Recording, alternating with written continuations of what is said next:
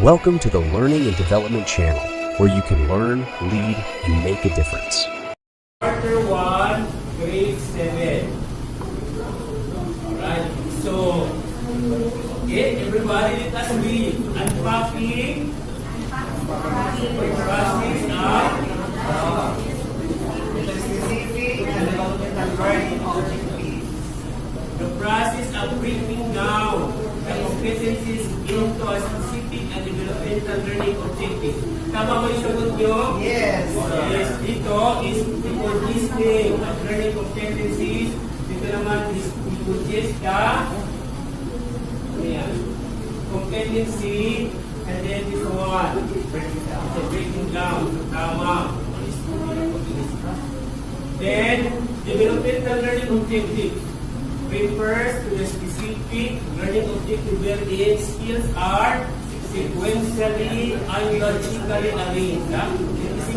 It emphasizes the sequentially and logically arranged increasing level based on the Bloom's taxonomy. Sabi natin kanina, thumbs up and thumbs down, the unpacking of the curriculum of learning competencies based on the revised Bloom's taxonomy. Right.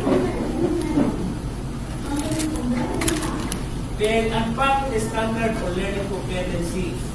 The first is breakdown. Break down complex skills or concepts into manageable parts. Meaning that yung whole is divided into parts in order to develop or make it simpler. No? Para madaling maintindihan ng mga bata at madaling i-apply ng mga guro. Then, we have 6 curriculum standard and learning competencies more explicit, actionable and developmentally appropriate throughout learning objectives. Actionable. No? Diba? It could be applied using the appropriate, developmentally appropriate. Then, supports instructional planning. And then, we have preparation for lesson planning.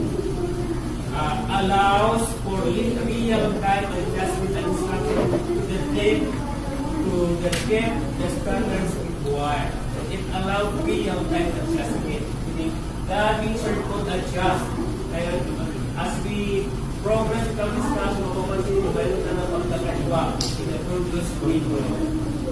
Then it allows a space for collaboration and feedback. Collaboration and feedback, meaning there is the participation of the students and the teachers in carrying out the objective of the lesson. Then, we have when do you unpack? If learning competencies have a high cognitive demand, ito yung sagot ng group A. If there is a high cognitive demand, which will lead to students consistently struggling and not making expected progress in mastering competencies. If there is a high cognitive demand, kung alam natin na the competency is to not be achieved within the particular season, we have to unpack the competency. Actually, we are doing this previously, di ba? I remember when I was still a teacher, no?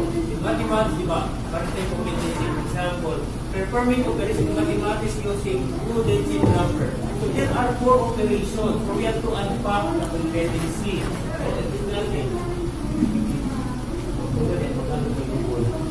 So we have to unpack the competencies into a simpler and manageable parts para madaling maintindihan ng mga bata at madaling i-apply ng mga guro.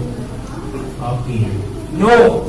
The expectation, content standards, performance standards according to Group 4 are unpacked in the curriculum guide. Mamaya, we will walk through the curriculum guide in terms of learning competencies which can be adapted in the teaching learning plans as instructional objectives. No?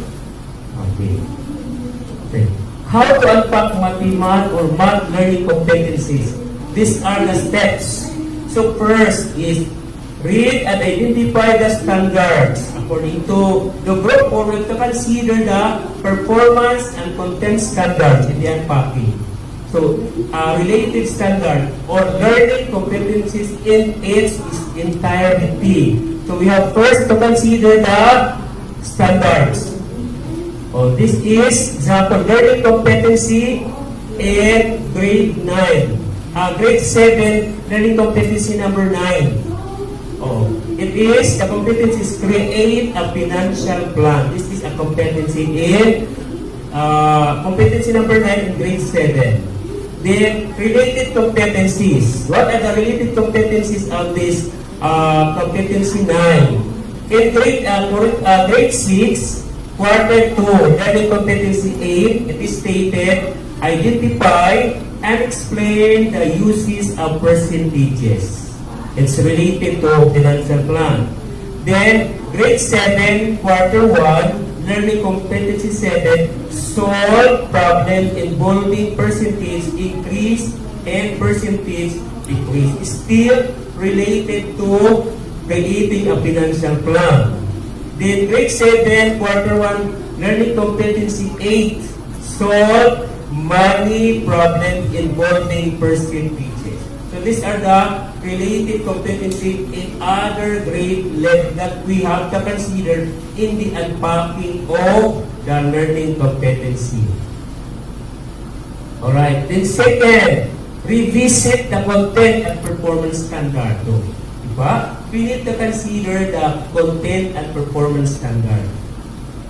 Then we have examine the learning competency to be unpacked. Examine natin, di ba sabi ko kanina, if the learning competency, pagkapas sa group 3, with high demand, cognitive demand, kailangan natin i-unpack.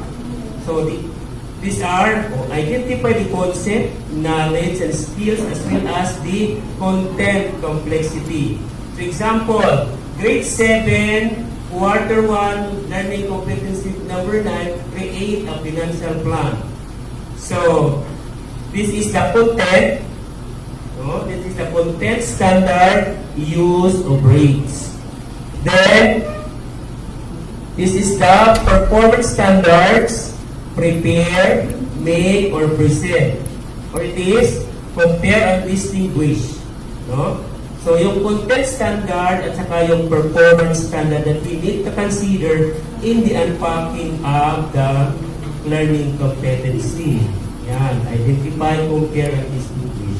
Ito yung content and then the performance standard. Okay. Number 3, identify the concepts, knowledge, and skills as well as the content complexity. Na-enroll niyo, did you remember this during the presentation of Set Away? It is the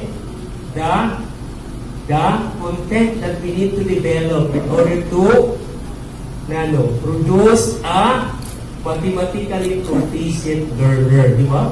Kanina, may nakita conceptual understanding, procedural fluency, strategic competence, adaptive reasoning, and productive disposition. This is in grade 7 example for mathematical proficient and problem solving, critical thinking.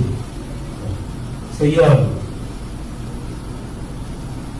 Yung number 3, identify the concepts. Then, number 4, look at the vertical alignment. Vertical alignment. No? The relatedness, liwan sini. Let me see. Grade 7, quarter 1, learning competency number 9, create a financial plan. Ano yung mga competency in the previous grades and quarter? Meron tayong grade 6, Q2, learning competency 9, identify and explain the uses of percentages. Then, yan.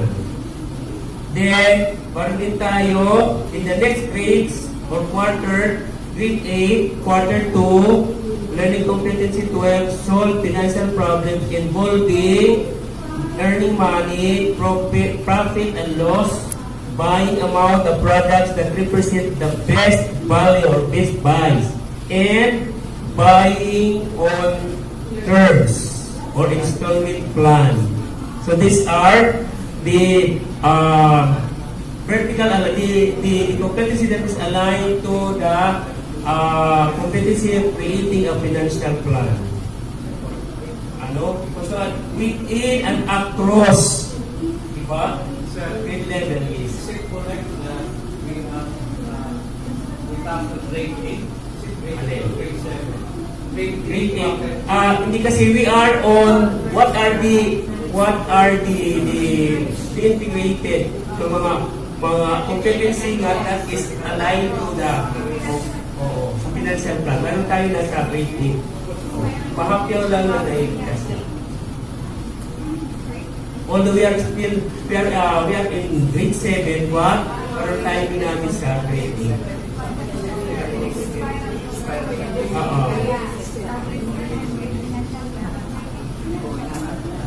Okay ha? Yes, eh? Let's proceed. Number 5. Break down the learning competency into smaller or discrete. Diba sabi niyo? Into smaller or discrete soft skills or knowledge component. So, pag-alis ko naman sa unpacking.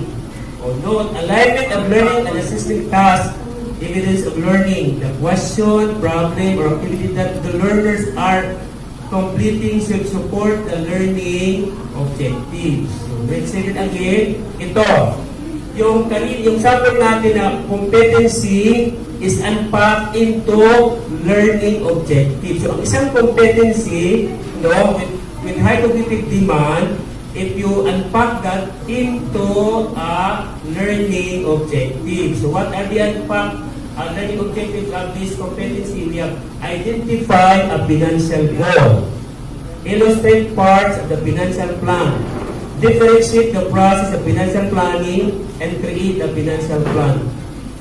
The learning objectives are more specific, specific from the content, from the learning competency, creating a plan na form ng learning objective to make it more simpler and specific. Meron tayong mga learning objectives. Gagawa tayo ng mga learning objectives related to the create a financial plan, that is the learning competency. Kung naintindihan, so, okay. Sample of unpacked math learning competency. Diba? Content domain. Sabi nga ni Sir Manuel, the first content domain is number and algebra. The content standard is the learner should have knowledge and understanding of use of rates. Then, learning competency. The learner is able to create a financial plan. And then, learning objectives. Yung kanina na enumerate natin, these are the unpacked learning objectives. Then, performance standard. By the end of the quarter, the learners are able to identify the use rates, then create a financial plan. Actually, these are included or found in the curriculum guide. Then, add-on, performance task is also manifested in the lesson as the output. Right? The big idea, diba sabi kanina ni Sir Manuel, the big idea is essential question to allow open-ended discussion among learners and to stretch their thinking. So, performance task, kailangan natin sa determining the assessment. Sabi natin kanina, assessment.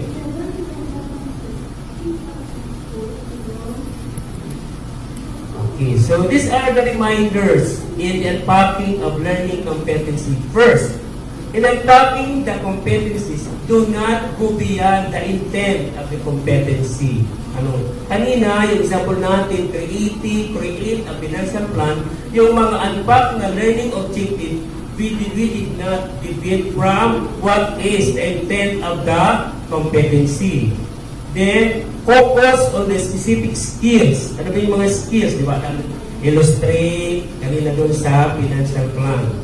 Then, knowledge, attitude, or the PSA, or values that are explicitly outlined within the competency. Those are the considerations.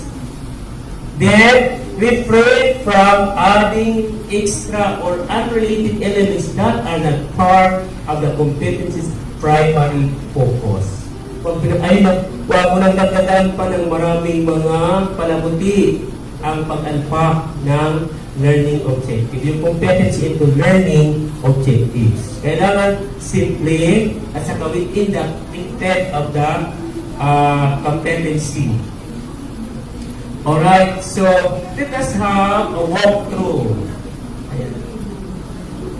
of the curriculum guide quarter 1.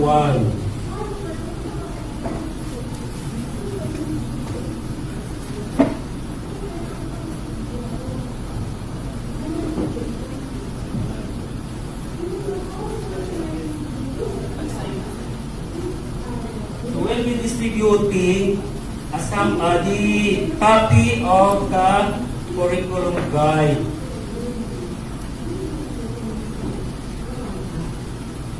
Walkthrough of the quarter 1 grade 7 Matatag Mathematics curriculum.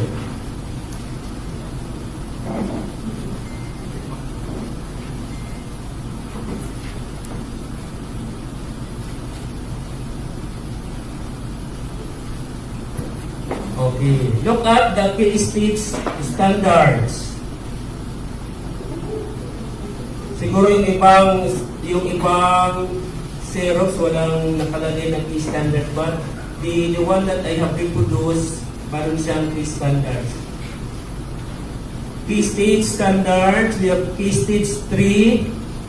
So, of the mathematics curriculum focuses on grade 7 to 10 learners.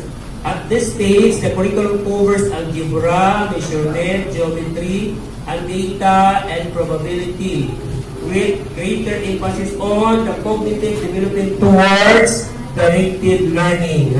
Tingnan ninyo kung tama na nakalagay sa key stage 3, key stage standards. Wala yung iba, ano?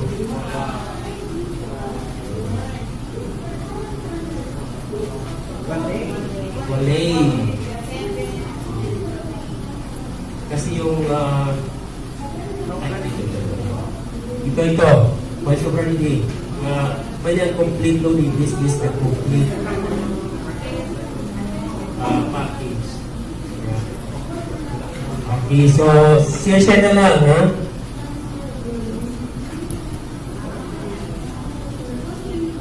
Okay.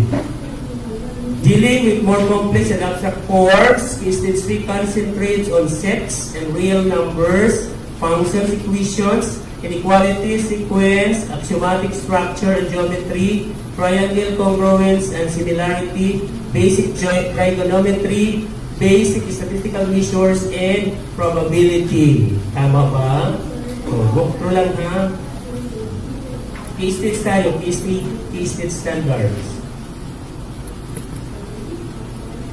Then, we have the learning standards of key stage 3 mathematics curriculum aims to ensure that, nakita nyo, learners apply mathematical concepts, operations, procedures, and facts. Nakita nyo?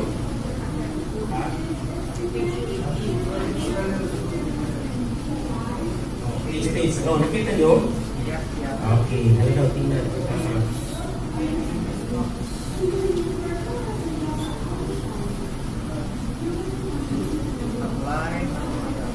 Apply mathematical concepts, operation, procedure, facts, interpret and communicate mathematical information and ideas to engage in and manage the mathematical demands in various 21st century contexts.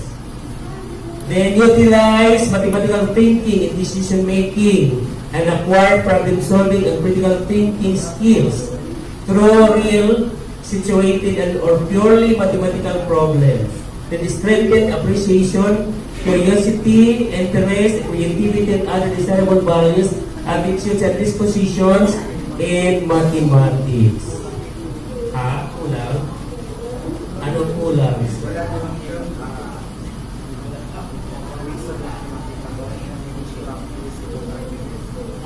Possible, resume, mathematical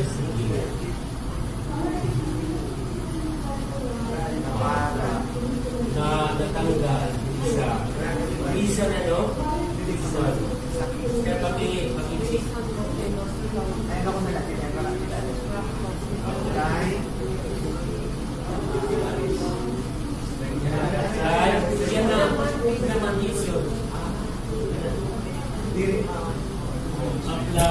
Apply mathematical concept, reason mathematical concept.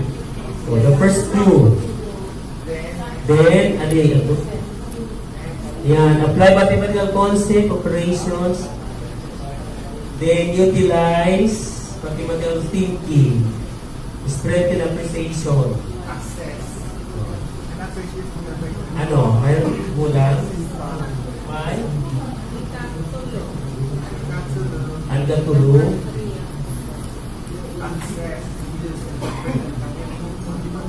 Walang access.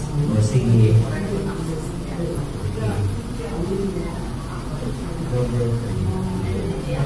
Ano lang siya Next, K-State standards at the end of grade 10. The learner demonstrates knowledge, skills, and understanding in relation to the curriculum content domain. Number and algebra, ito yung mga standards. Ito. Na-discuss na ito kanina ni Sir Manuel. And then, measurement and geometry. These are the key standards. Then, we have data and probability. So,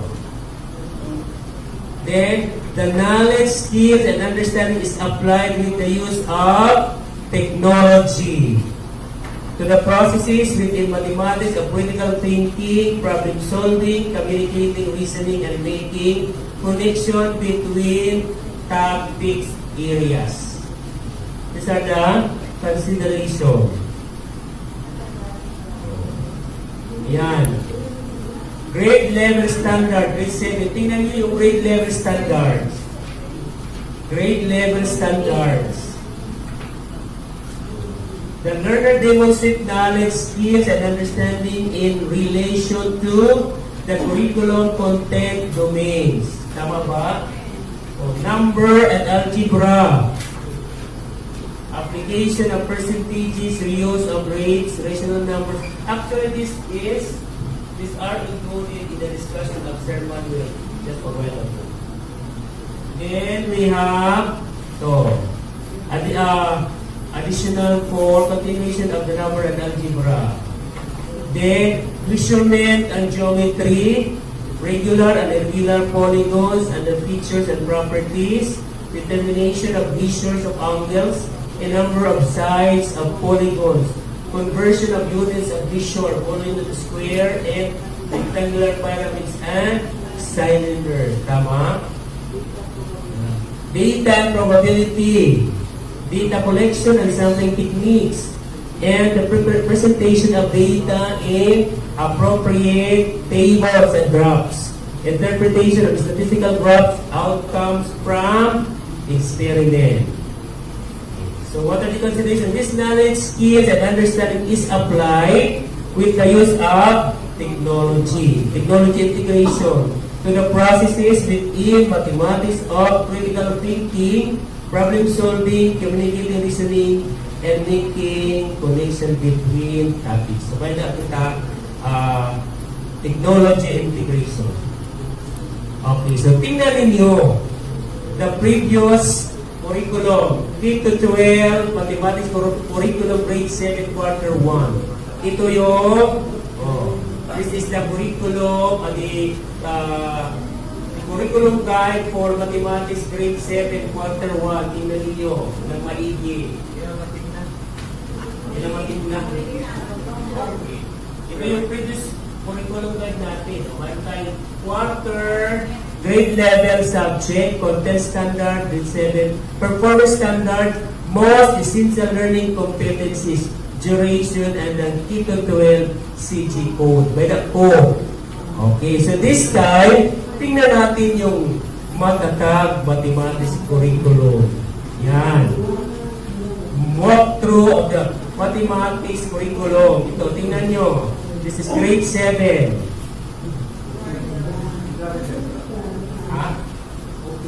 Tingnan yung dati yan. Dati. There are how many columns? Meron tayong 6. Okay. So dito, tingnan. We only have 3. And what are these? We have the content domain. Content domain, meron tayong measurement and geometry, number, and algebra. Ano naman siya, content domain? This is a particular strand or domain of the curriculum in which the scope and sequence of a set of related topics and skills are covered. Set of related topics and skills that are covered. So, topics, measurement and geometry, number, and algebra. Next, ito. This is the content standard. Ano naman yung content standard? Identify and set the essential knowledge and understanding that should be learned. No? Yan na. Identify the set and set the essential knowledge and understanding that should be learned. And then, cover a specified scope of sequential topic within its learning strand, domain, theme, or component. And then answer the question, what should the learners know? What should the learners know? Ano yung dapat malaman ng mga bata? These are the topics of content standards. Then, we have the third column. It's all about the learning competency. Ano naman yung learning competency? Specific skill performed with varying degrees of independence. Specific skills, di ba? Ayaw natin iyaan pa. Then, ability to perform activities according to the standards expected by drawing from one's non-skills and attitude. Ability to perform. No? Performance standards tayo. Kaya learning competency. Alright, next. Ito sa baba. Yan. Ano naman yung performance standard? The performance standard describe the abilities and skills that learners are expected to demonstrate in relation to the content standard and integration of the 21st century skills. Diba kanina umaga, the plenary, the 21st century skills were discussed by Ma'am Sylvia, how it is integrated in the Matatag curriculum. So, dito na siya. Sa performance standard, could express integration of knowledge, understanding, and skills through creation, innovation, and adding value to product performance during the independent work or in the collaboration with others. So this is what the learner should do. Kanina, what the learner should know. So yun naman, do. Performance standard.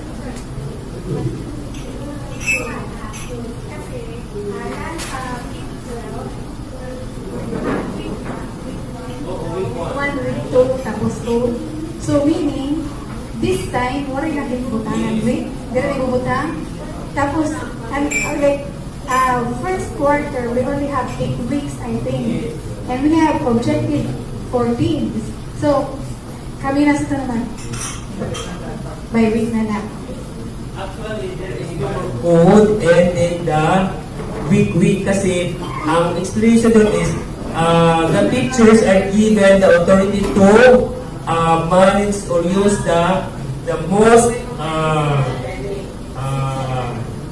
learning competencies na kailangan ng mga bata, depende sa learning ng bata. Halimbawa, yung best sa learning competency, yung last na competency, ay pwedeng may una, gagawin ng teacher yan. But this should not go beyond the quarter.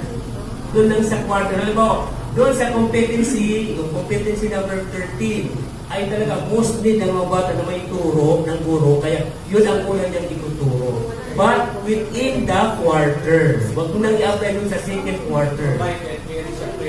Yes, okay. Kaya, the teachers are given the authority on mag-contextualize. I start with the unpacking of the learning competencies. Is there a guarantee that for a particular quarter, all of these will be tackled?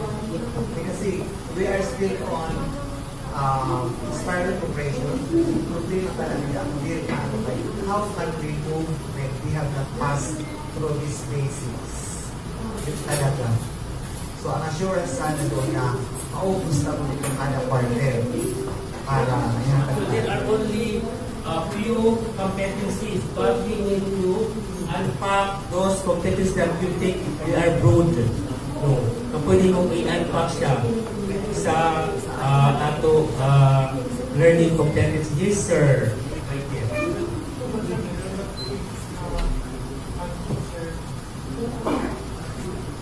May ilang cases na teacher na stop sa iyong prerequisite skill, yun sila proceed sa content standard mismo dahil kabataan hindi na naka-moving up without ito na-acquire ito na ng prerequisite skill. So by the time we just reading to para, grade 7, since the prerequisite is warang pa nila ka-develop dahil sa kasimanas, itong lang na prerequisite na unpack. So, in terms of pagbalik na ito sa competency na, original competency, si teacher din na nakabalik eh, naglipas na ang law. Kaya ito, dahil yun, tama na siya dahil, naglipas na ang quarter, nag-exam na, mayroon mga competency na para nakatapil kahit ingat talaga sa mga prerequisite skills.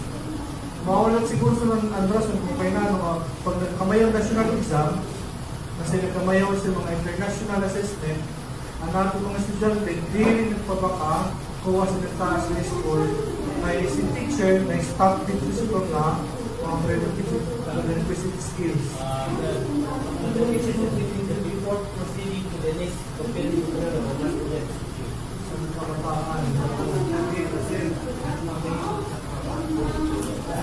Our school, I would like to share the experience that we have in Allen National High School when I was still the principal. We were then part of the TISA, the Program for International Student Assessment.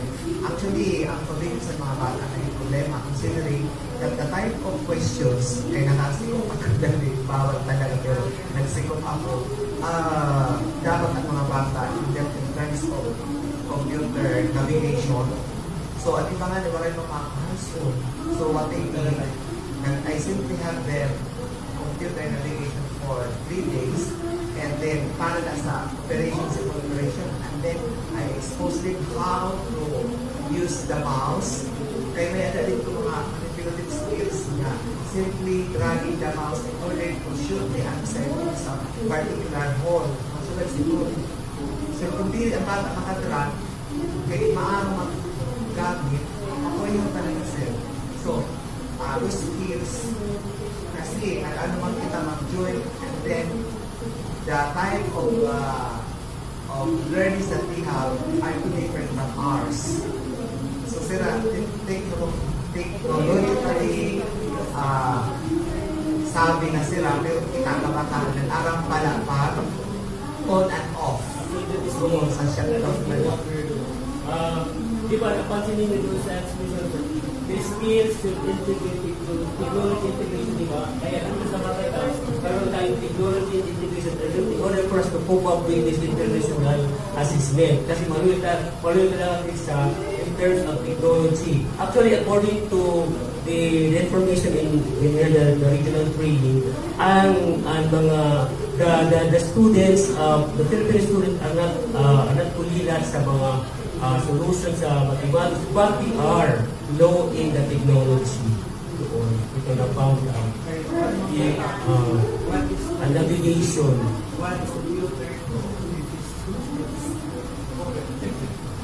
Yes, sir. Kaya naman sa pagtaro lang.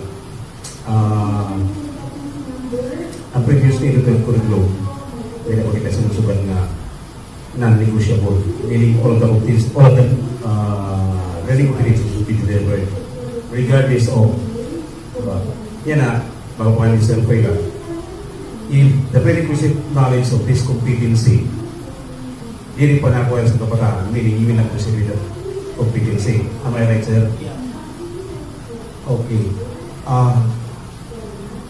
Ngayon, ang isang competency, pag pinagpak mo kanyang learning objective, minsan yung isang competency na accomplish mo within how many days? 3 to 3 days. Depending upon the learning of the students.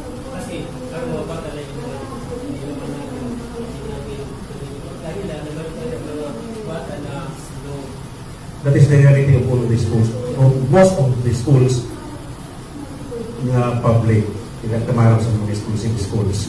I doubt, sir, halimbawa, it is a grade 7 learning competency number 1. Draw and describe regular and irregular polygons with 5, 6, 8, and 10 sides. Unlisteningly, there are 14 learning competencies. So if you are going to unpack this, madadagdagan pa yun. And according to ma'am, we have only 8 weeks in a quarter. Now, this number 1 learning competency to draw the irregular polygon with 5, 6, 8, and 10. This will take almost a month. Makuha siya ang pag-drawing sa regular polygon, labi na 5, 6, orders, para sa ito nag-eskwela sa mga sa kami kay graduate kami sa I just don't know. Siyempre, ang pakingin natin. Primero, drawing the regular rectangle, drawing the regular quadrilateral, tapos pentagon, hexagon. Automatic ko ilang ang number 1 competency, makuha nila sa ikabulan. Kasi meron tayong tanong later. So, what are competencies that thank you for sharing. Now, I just would like to know, with the team of our going to from the usual one, if the number of days for every learning area increased, that is from 4 days to 5 days. It depends upon the competency, the complexity of the competency. Kaya di ba, sabi natin, if we mag-move to the next competency and list the skills that we mastered by the students. Per week, per day, before, di ba, mathematics is good for 4 days. So, niya ba, kaya rin sa siya? Yes. Kasi, kung 2 hours ng ikat, di ba tinatag ng number of days? So, kaming kayong 5 days. Okay, thank you for your sharing. Okay, ito. What concepts exhibit similarities between the new Matata curriculum and the quarter 1 grade 7 mathematics curriculum? What concepts exhibit similarities? Ano yung pagkakatulad ng Iko 12 at saka ng Matata curriculum? Okay. Oh, mayroon silang, parehas mayroong learning competencies. Ano pa? Content standards. Mayroong content standards. What else? The performance standards. No? So, yun yung pagkakahawig nila doon. Okay. And this time, what concepts are introduced at the grade level Matata curriculum that were not present in the existing K-12 curriculum guide? Ano yung concepts introduced in the grade level in Matata curriculum that were not present in the existing K-12 curriculum? Ano yung concept na andoon sa K-12 pero wala sa Matata? Ano yung concept? Ano yung napansin nyo doon sa CG? Yung concept. Walang coding, di ba? Walang coding sa Matatag. Ano pa? Wala nang click siya. Ang duration, walang duration. Yung Matatag. Oo.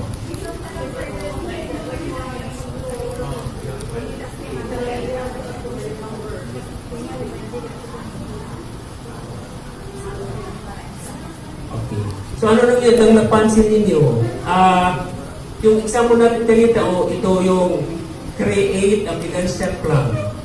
Parang wala ito doon sa K-12. Diba? Yung create a financial plan, there is no inclusion in the CG. Diba? Doon sa CG, sa K-12, walang create a financial plan. Parang ito yung bago dito sa Makata. I have seen that in learning in like doon sa sa PhD. Doon wala na mga bata pinagsasabi regarding po. Pero dito, include na sa mathematics mo. Because of the consideration of percentage. Kaya pag ano po,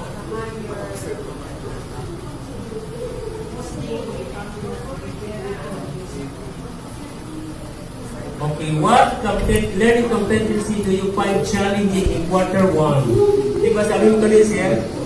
Yung polygons. Oh. What learning competency do you find challenging in quarter 1? Bakit siya challenging? Yes, Sir Michael. Tapos basin kanina, ito pala lang mag-grow sa mga figures. It requires specific knowledge and skills combination. So, like, maupa yung heterogeneous na pag-iwan sa kabataan, pag-classes, pag-train hetero. Pero, in terms of pacing ng competency, pag direct list to si teacher, doon nagiging weakness heterogeneous. Kasi kung homogeneous ito siya, kung naging mo section 1, mga, tordaritso, di ba?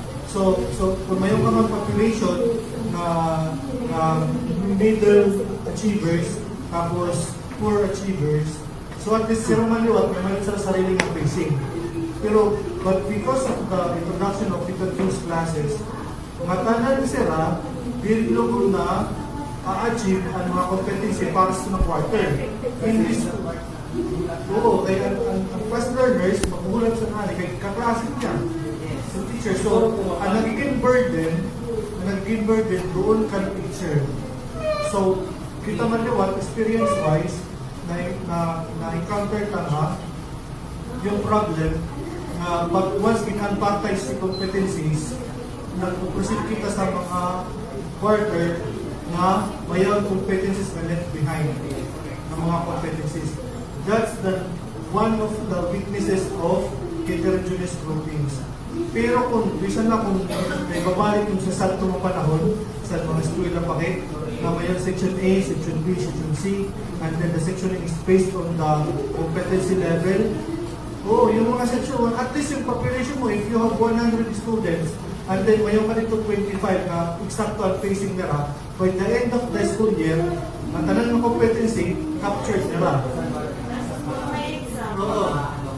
And then, dili sa mo 75 na estudyante, magiging mo ka na intervention para sa kantra. Pero at least in your population, mayroon ka fast learners kung mga kapag hataas ang kantra, intellectual ang current level, competency level. By the time mayroon ka national exam, by the time mayroon ka international exam, tapos mag-random sampling sila sa ibang population, at least mayroon ka fast learners. So, mayroon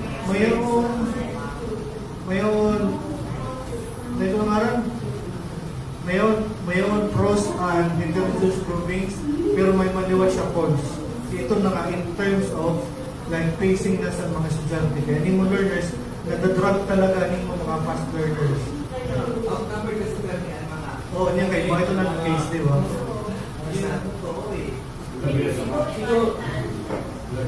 Sana, if ever lang, maruyan ng mga top managers, na at least lang one section in every grade level. That's the case. Kasi di balik yung Ito ka, may mga special side, di ba? Now, I would like to share our experience kasi our school is a bigger school. Our population per grade level is more or less 500 students. Now with that, Usually we have a program for STE, one class, composed of 40 students. And for the TV curriculum, we have students, mga more or less 450. So what we did, the first 3 sections are homogeneous. Yung mga fast learners, first 3 sections, then from the 4th to the last, Like and subscribe to the L&D channel on YouTube using the link youtube.com/@learn2lead channel. For more information, visit our NAAP Region 8 official Facebook page at facebook.com/NAAPR08.